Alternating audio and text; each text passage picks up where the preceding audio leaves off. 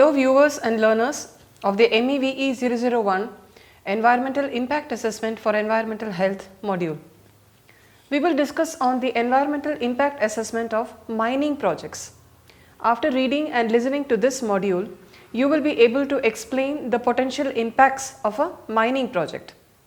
So let us now see the definition of mining and how a mining project can impact the environment and bring about serious consequences in the environmental health of a person. That can also lead to socio-economic impacts, and that can also lead to the degradation of the air, water and also the soil environment. Let us now see these topics in detail. Now, when we define mining, this includes the extraction or the removal of minerals and metals from the earth. We all are fond of wearing gold, diamond or using silver, in the silver lamps and certain other things. We consider this also as a religious thing, and we use it in many of our customs and our culture. So where are all these minerals got from? So they are basically got from the earth, and they are actually valuable, they are expensive, and in many of the places mining is being carried out. For example, in South Africa, here you get a lot of gold, and the same way for diamonds also. So there are even some other metals also, like you have the copper, you have tin, you have nickel, then you have bauxite, you have a lot of the laterite ores, which are also containing the aluminum and the iron ore. You can find them in the regions in the state of Kerala, then also in the Konkan Goa coastal belts. So here so all these ores are being used for the mining purposes, and they are extracted in order to get the minerals.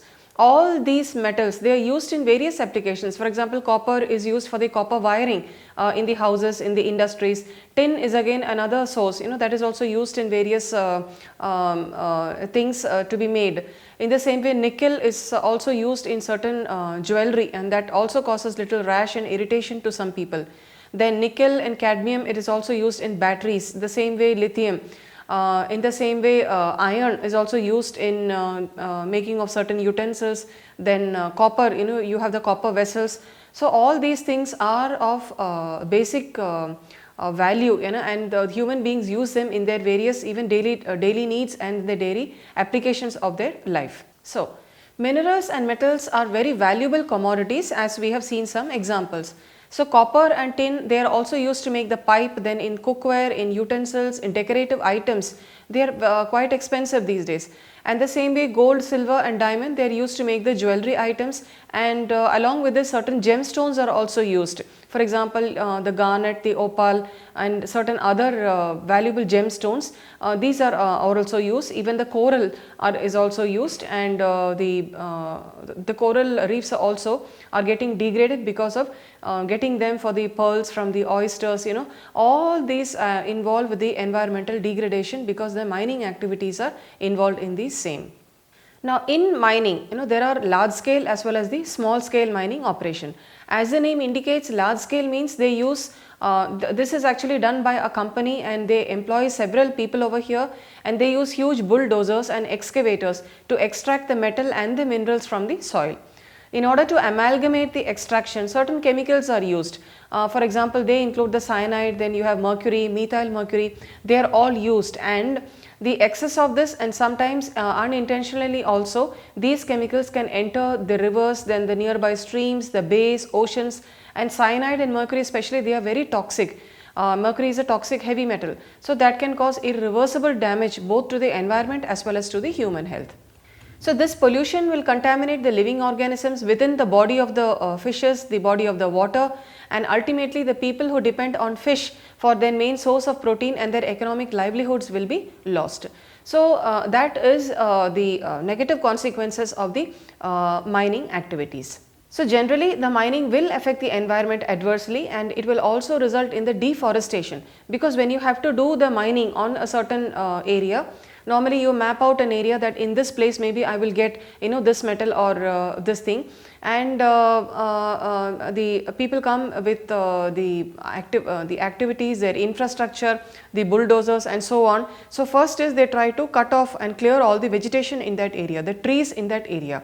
So what happens as a result? It results in the deforestation. In the same way, small scale mining, these are actually carried out by a group of 5 or 6 people or 10 people, and they just want to explore from one place to another. They keep moving and they try to explore certain gem metals or certain costly metals. For example, they try to dig out if there is some gold in an area, then they do it personally in smaller groups.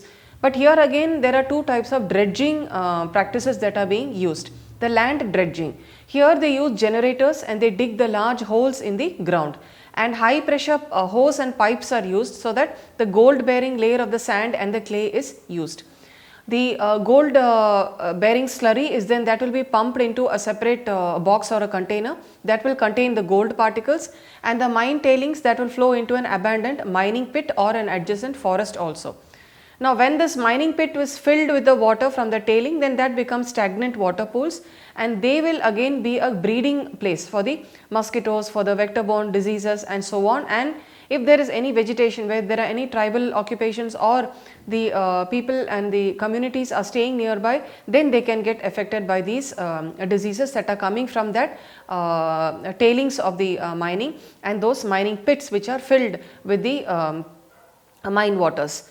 Then another thing is the you can even you would have even seen this, like for example there are rivers or the small streams that are going by, and in very simple, I think these are certain environmental and geological field experiments that are being done. So you can actually take certain containers and certain sieves, and you can take out along with the slurry, and then you can try sieving it. So you can see that the heavier particles and the less heavier particles, whether they get accumulated on that sieve or they go back into the water. So in the same way you can find out whether there are any precious metals, any pyrite or anything that can be seen from that sieve, you can take it out. So these are simple experiments, and you can actually do it on their own to get a better understanding of the subject on the minerals and rocks. Just like land dredging, you also have the river dredging. So in the river dredging, normally people move in the boats. They can also stand on the platforms near the riverside, and they can also use, the miners will use hydraulic suction hose, and they suction the gravel and the mud when they move to the river. So from deep down they take that out. Then the gravel, the mud and the rocks, they all go through the tailings, and then the valuable minerals will be collected on the felt mats, and the remaining will go back into the river. That is the remaining sludge that will go back into the river, but this will go into a different place from where it was originally collected. This will create problem for the river, because the displaced gravel and the mud, that will disrupt the natural flow of the river, because if there is sediment, if there is mud, that can actually block the flow of a river course. The same way, if there are fishes, if there are certain living organisms, then they can die, and the rivers can get obstructed also for navigation if fishermen are going to use this as a source for their transport.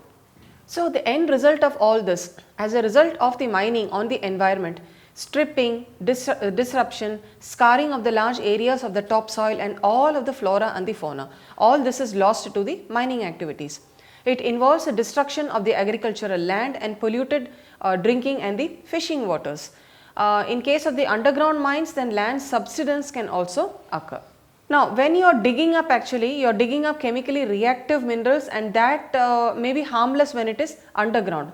But when it is extracted, then that can react with the oxygen, with the water and various other particles, chemical particles, and then that can pose a serious hazard.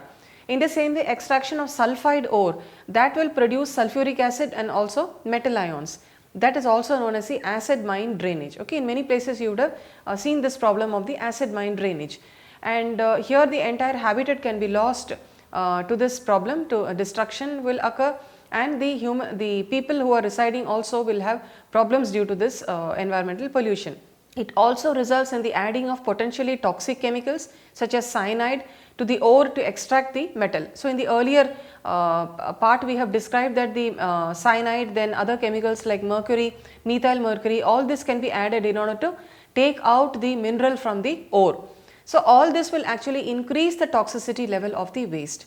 Of course, there are certain biological methods, there are the eco-friendly methods in order to extract the ores. For example, certain bacterial species can be used for in the pyrite mining. In the same way for the sulfide ores, also for the gold, you can use certain species of the sulfidic bacteria, the certain other important the environmentally or eco-friendly important bacterial and microbially important species, they can be used for the extraction of the minerals using these strains. But only that the bacterial processes take longer. The chemical process will be quick and you can immediately take out the mineral, but in the case of the bacterial process it will take longer, and then disposal of that again, autoclaving or sterilizing and then disposing, that is also another issue which has to be taken into account. Now those who are exposed to this toxic waste from the tailing, they will get sick, then they can get the skin rashes because their hands may be involved in taking out that material, and inhaling these chemicals, that can also give rise to headaches and vomiting, diarrhea and so on. If the water is contaminated, because when they are doing the mining activities, normally they will be residents in that area for some period of time. So they will have to do their normal activities also, like bathing and cooking or washing their clothes. They will have to do all those in the nearby streams, which may also get affected during this mining activity. So all this can get contaminated, and the explosives are also used by certain big mining companies. They use them for blasting. If you have ever gone to the regions like in Meghalaya where there is a lot of limestone, they use this blast at 12 o'clock in the afternoon, at 1 o'clock, and then they inform the people nearby that a blast activity is going to go on, and so that the people don't get near that place, because there are a lot of caves and certain tribal communities and people, they use it for their cultural values, their ethos, and people also like to visit them for the touristic purpose. So thereby the nearby people have to be informed that blasting activities are going to take place, because that will result in cracking and collapsing of the houses and injury to the people who are living around. Let us now give an example of the EIA analysis of a coal mining project, and that was by the Jaiswal's Nico Limited. This was a rapid environmental impact assessment report, and this was evaluated by the Center for Science and Environment in New Delhi. So I have taken this report from there, and just for explanation purpose and for the classroom teaching purposes. So here this company limited, they proposed a coal mining project in the area of Raigad in Chhattisgarh. And then when the CSE, when they conducted the detailed EIA study, they said that it was a Nagpur based study, and the area around the proposed site was rich in the coal reserves. The project required 491 hectares of the land, and the area around the site was densely forested. And it also showed that agriculture is a major occupation in that study area. The project can impact the local biodiversity, the forest ecology, the livelihoods of the local communities. The villages around the area will also be affected with noise and air pollution and blasting and the ground vibrations. Then there are also environmental impacts of the project. When you are evaluating the impact assessment of a coal mining project, all the aspects have to be taken into account. So according to this report, they proposed and they suggested that the open cast coal mining will result in breaching of the groundwater table, and then the rate of dewatering from the mine pit should not exceed 65% of the rate of the groundwater recharge in the mine lease area, so that they can maintain the safe groundwater category. All the rivers in the region will be polluted, and they are stressed due to the existing industrial activities which are going on. The mine pit water has a higher total dissolved solids value. Then there are some impacts on the local air quality also which can happen. So mining can cause significant air pollution, and the proposed project, they have made estimations that the fugitive emissions may be more, and the emission potential from topsoil removal, from drilling, from blasting, from transportation, material handling, and also from the coal handling plant, they have all been estimated to be above 3,500 tons of dust per year. So that can cause the occupational pneumoconiosis, or even among the residents who are staying there, they can get certain respiratory disorders. So adequate steps for the dust suppression like water spraying, bag filters, all this has to be attached to the drilling machine. Then the storages have to be covered, and the covered conveyor belt also will be suggested, so that from that also the dust will not be emanated. Local biodiversity. So as they have suggested earlier that the entire area is surrounded by a densely forested region, and this is rich in the biodiversity. It can impact the local biodiversity of the area. So the EIA shows that important wildlife in that includes the bear, the monkeys, the peafowl, the leopards and so on. Noise impacts. The impact of noise and vibration that will be generated due to mining will be very high. Even in the blast activities, if you see the amount of sound that is coming, it will be very high, and that can impact the eardrum and the local community who are living in the nearby villages. Disaster management also has to be taken into account. So they suggest that the coal mining, and that to underground coal mining, that can cause accidents and occupational hazards. The hazard can include the roof collapse and flooding, suffocation due to methane or carbon dioxide emissions and carbon monoxide emissions and so on. So disaster management plans, risk management to the underground mining staff and officials, all this also have to be taken into account. Therefore, the proposed project is a large scale project, it is not a small scale mining activity, and the EIA analysis estimates that the impacts include the impact due to coal mining, and the impact include those on the local water regime, pollution to the air, noise and vibration pollution, impacts on the forest and the local biodiversity. The entire area is eco-sensitive, and the forests are the lifeline of the people who are inhabiting this area. Finally, all this has to be taken into account before proceeding with the project. They propose that the mining methods, the mineral processing method, transport, power and the water supply routes, the source of the water, mine infrastructure sites, mine residue disposal sites, domestic and industrial waste disposal site, housing sites, land use options after rehabilitation and alternatives to the river diversions, they have to be taken into account. Then the description of the pre-mining environment.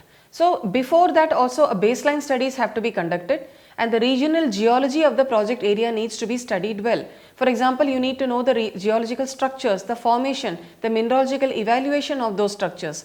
Then you need to identify the position of the ore body, then the tenement boundaries, the alternatives for location of the mining infrastructure, appropriate representative borehole logs, a section through the ore body and the surface mapping, this has to be provided.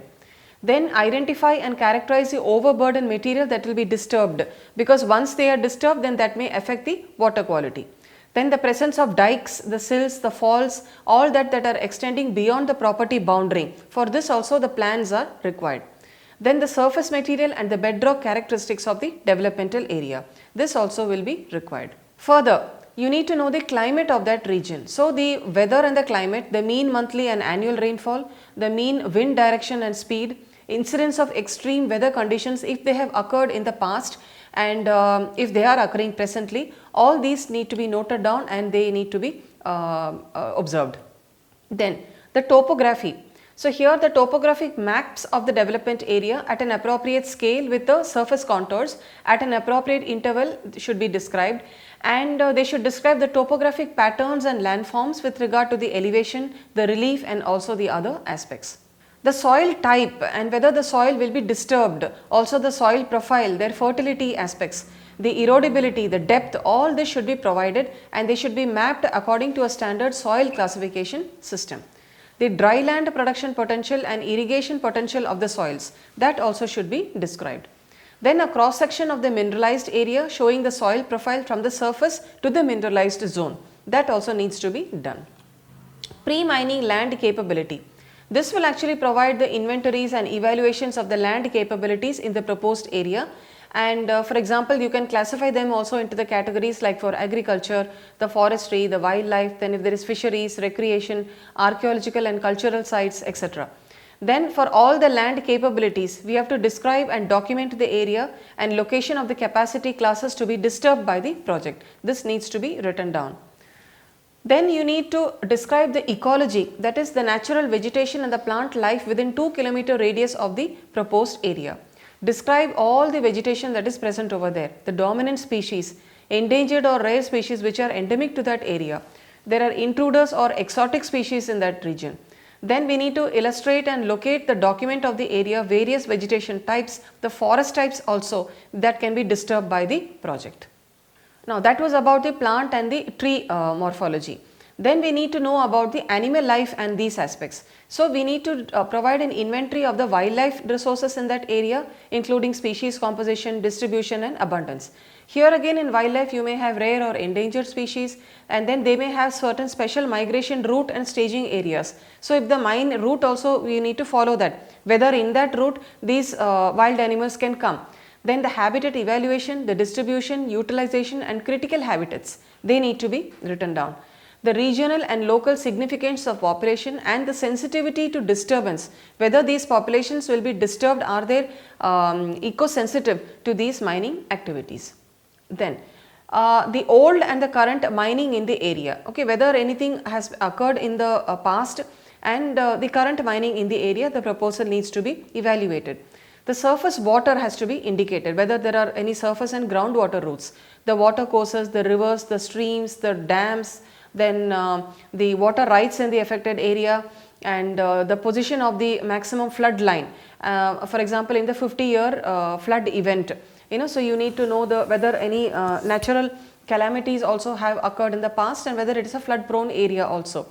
In the same way, for the groundwater, you should bring out the depth of the water table, the groundwaters, presence of the water boreholes, the springs, the bore water and estimated yield, how much is coming out, the productivity. Then the groundwater quality, then identify where the groundwater and the spring water users are there in the study area and the quantity of this groundwater that they are using, because in the event of mining, if this groundwater is contaminated, then how many users will be affected and what is the quantity of the water that they are using and for what purposes are they using the same. So the groundwater zone which is likely to be affected by the mining operation, the affected zone should be identified, that can be mapped. Then the nature and the location of the significant aquifers, the aquacultures and relevant physical properties, these also should be provided. Then there may be certain archaeological and cultural aspects. So within these forested regions, within these areas where the mining is to be carried out, there may be certain geoheritage sites. So you need to conduct baseline surveys to identify and describe the archaeological sites in that study area. There may be certain monuments and sites that are held by the National Museum, the monuments, the art gallery. So these things need to be provided in detail. Then you have to consult the literature and the affected parties, also local knowledge, indigenous knowledge can be obtained from the local people. So that literature can also be obtained from there and you can document them. Sites of the recognized archaeological and cultural interest should be described and shown on a plan, and people may be even visiting these monuments and these archaeological sites. Regional and socio-economic structure should be considered depending on the nature of the project. So in that region you need to know the population density, the growth of the population and the location, then the major economic activities that are occurring in that region and the sources of employment, whether people are dependent on agriculture or fisheries or aquaculture or other sources for their employment. Then housing and the demand and the availability, the number of houses in the region, and then the demand for the same and also the availability. The social infrastructure, that is the schools, number of schools, hospitals, the sporting and recreational activities and facilities, the shops, the police and the civil administration. Also we need to know everything about the water and the power supply that is provided in that region. So these are the pre-mining activity study to be done, or the baseline studies. Then during the construction phase, here the brief description of the activities that are going to be carried out, that has to be done with a clear-cut plan. The water, the power usage during construction, the proposed earth moving, dredging and drilling operation, then transportation and storage of the construction material, schedule of the activity and resource requirements, and disposal of that solid waste and the dredge material. Because once all the construction activity, you are taking out some lots of land or the earth material, and then where are you going to dispose all those mine tailings, all the solid waste material. Then operational phase, here also we should know the depths of the usable soil which will be utilized during mining, how deep you are going to do the mining. Then the mine surface layout, structures that may be affected by the blasting vibration, location, extent and depth of the surface subsidence, structures and the drainage path that may be affected by the surface subsidence. Mineral processing, a brief description of the mineral processing method will be required. So you need to highlight the areas that can generate the air, water and the noise pollution. Then the plant residue disposal, so the disposal methods that is going to be done for each type of residue that is being produced. Then the transport, the raw material and the final product, how they are going to be transported in, how it is coming in and how the final product also will be transported. Then the proposed river diversion, because sometimes even in the road projects you have seen that they will say take diversions, because when some activity is going on, there may be even the river diversions also can occur. So whether there are any proposals for this also, that needs to be written down. So dear learners, this was an account of the environmental impact assessment of the mining activities, and we have very well seen what are the types of the mining activities that are being done. It could be a large scale or a small scale mining activity, and during the construction and the operation phases, what kind of activities which are done by the mining people and which can negatively impact the environment. So a detailed environmental impact assessment study is always done for the companies who are coming up with their projects, because when a mining activity has to be done, you need to understand whether there are the people, the residents, or any other economic and commercial activity that is going on in that region, whether that will be affected. And you also need to know the vegetation and the entire environmental description, whether the environmental quality will be degraded, the area will be deforested, and the kind of the chemicals or what they will be using for their operations, and whether that will contaminate the water sources and the people will be affected by drinking those water sources, or the vegetation or the animal organisms can get affected in the process. So therefore detailed environmental impact studies are very important for the mining processes to be carried out.